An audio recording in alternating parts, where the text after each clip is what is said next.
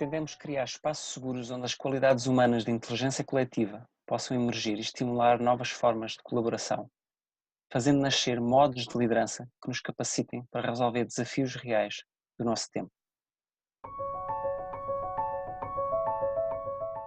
So the social body then is what I think we're really trying to investigate more in our social presencing theater work. What is that sort of social fabric?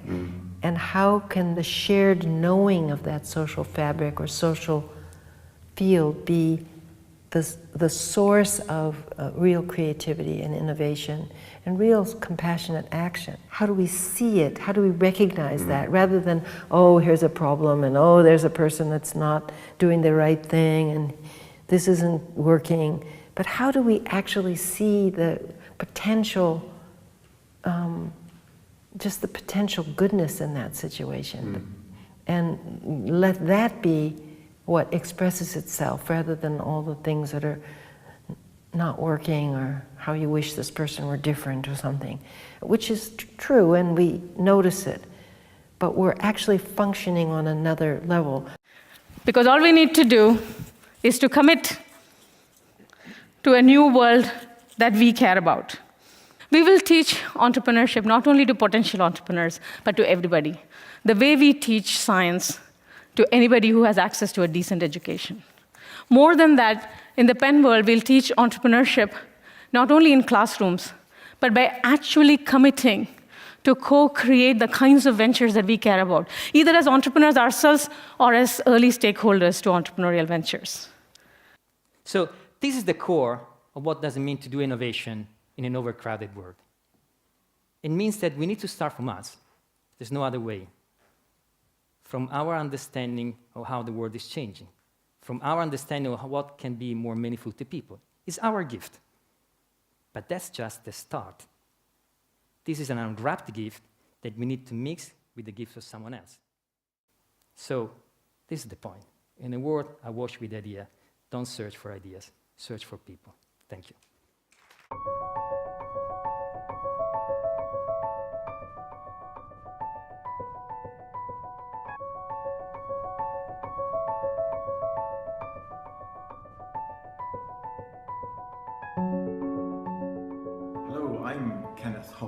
I am a director in the Scottish Government, and it's part of my job to lead change that improves outcomes for people in Scotland. The reason why we have chosen to use U.Lab and to use it as a public participation platform, a platform for innovation and learning, are, I think, three reasons. First of all, it's an approach which is all about turning ideas into action. It's not a learning approach for its own sake. It's focused very much on making real change in the real world, and that's what we want to see. Secondly, it's an approach which is explicitly focused on a sense of the emerging future. It's not something which you would choose to do if you simply want to get more of the same results, or perhaps only incremental improvements.